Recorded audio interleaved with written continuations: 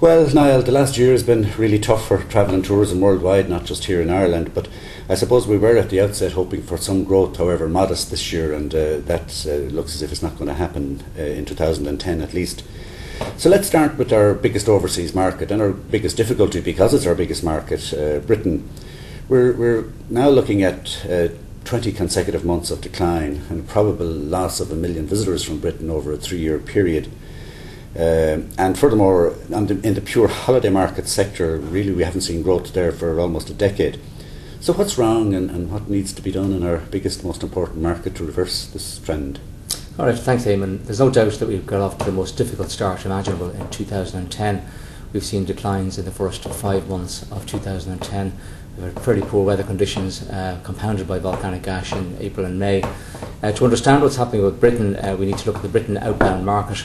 It's the most important market to the island of Ireland. It accounts for about 50% of visitors and about 40% of total revenue, and it's a critically important market for us. However, the outbound Britain market is now reversed a decade. In other words, the number of British people travelling abroad is back to the levels it was at in 2001 and has continued that decline into the first quarter of 2010. In other words, the number of British people travelling on holidays overseas has declined by about 15% in the first quarter. It truly is dramatic to all destinations. For example, the number of British people who travelled to North America last year was down 30%. The number of British people who travelled to France was down 19%, and to the island of Ireland was down 16%. So we are witnessing an amazing phenomena in the overall sort of tourism market globally. However, what we did last year, we undertook a root and branch review of the Britain market, and there were 2 key things that Ireland needs to do if we're to reverse that trend in Britain. One is to grow the difference of Ireland to Britain, and the second one is to grow the value message. In other words, there are a lot of British people who still have a very fond regard for Ireland. All the brand attributes are still very strong. We're still deemed to be very fashionable. We're scoring over 90% in many surveys that are carried out with visitors who have come here. However, some British people just don't see it as sufficiently different to what it is to take a holiday in Britain and aren't prepared to get on that boat or on that plane. And that's the big task that Tourism Ireland has, and we're out there fighting our corner this year. I suppose at least there's one area that is moving in our favour, and that is the strength of sterling, or rather perhaps it's the weakness of the euro, but whichever it is, the exchange rate has made Ireland more attractive to Britain now. How can we exploit that? Well, I think at the end of the day, where that will make a big difference for people travelling to the Republic of Ireland is that they'll see that they'll have 15% more money in their pocket. The 2 big things from a value perspective that the British visitor is telling us is that the price of eating out and the price of alcoholic drink are the 2 things that give a little bit of a sting on the tail.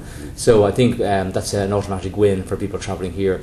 From a Northern Ireland perspective, there wasn't too much issues in relation to value, so obviously the movement of sterling against euro doesn't have an impact there. Sure. But I think at the end of the day, when I started in 2002 with Tourism Ireland, £1 sterling would buy you €1.60. Last year, £1 sterling was buying you €1, and now it's £1 sterling is buying you €1.17. So that's good for the British visitor. So it's moving in the right direction, at least for us. Turning to continental Europe, which has delivered practically all of the growth we've experienced over the last number of years in the holiday market sector, at least. Again, one a little bit concerned about Germany and France, showing some declines over the last 12 months or so, 10 to 12 months. How do you see things developing here? Yeah, no doubt. Europe has been the powerhouse of growth in tourism over the last decade. It's been fantastic, particularly driven by markets like Germany and France, which have seen large volume growth. What's happening in those markets has been dictated largely by changes in access. For example, heading into this summer period, while overall access to Europe is stable, or from Europe is stable, access from markets such as France, Germany, Italy are all down 20%, largely due to air capacity being taken out to improve yields. There's proved difficulty for airlines. However, what we did do this year, we feel that there is particularly good prospects in Germany for us. It's the largest outbound market in the world. We only have about 0.5% of the market share of that, and we feel that we can grow that to over 1% in the coming years. We went on national television for the first time. There's a very strong interest in Ireland. Our web hits were 500% that particular week, and feedback from tour operators and carriers is very, very positive. However, we do have to temper that with the fact that there are less seats for sale, and that's making things more difficult for us. Sure, but still lots of potential, you would say, for the medium to long term. There's no doubt between France and Germany there's lots of potential for the future, and very sustainable tourism, I might add, as well. Whereas Britain delivers big volume and can change up and down with big numbers, I feel Germany is something we can grow. Again, in 2002, Germany had about 300,000 visitors. By 2008, that was 470,000. Okay. And moving to North America finally, and more specifically the United States, representing as it does the greater portion of business from that area. Interesting, perhaps this market has experienced less of a precipitous decline than one might have expected. And indeed some sectors this year, particularly the coach tour sector, are confidently predicting growth. The very recent appreciation in the dollar against the euro must augur well for meaningful growth from this market for the remainder of this year and perhaps into next. Is that how you would see it?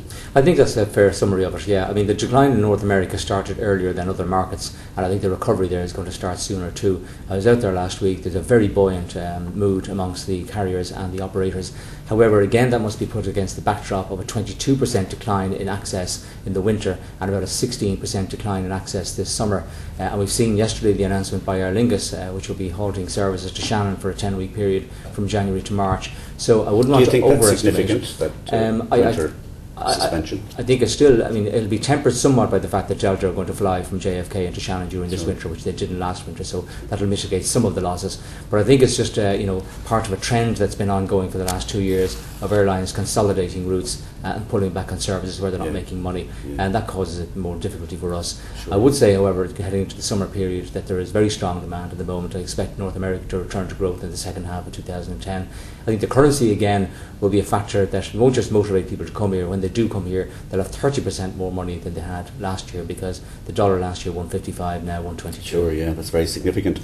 And finally, Niall, tell us a little bit about the planned Farmley Tourism event next week. Resilience and Revitalisation and Innovation Summit is what you call it. Tell us a little bit about what you expect to come out of that for you. Well, I was very honoured to attend the Global Economic Forum at Farmley last September. I think it was a great exercise in positive thinking. There's an awful lot of negativity out there, and I think this sector is extremely resilient. I think we've got a great industry, and what we're doing is bringing about 100 people from overseas and on the island together who really have something to offer in how we position Ireland in the next 3 years, to try and get a sort of collective view of what are the big 5 things that are going to really try and pull us out of the mire, and we can get a collective shoulders behind the wheel and give it a good push. Because I'm confident that there's business out there to be won. I think we've got a great industry, we've got some great marketing going on, and I think at the end of the day, this is really now about, in tough times, really digging deep and working together to drag us out of the difficulties that we're in and return us to growth in the months ahead.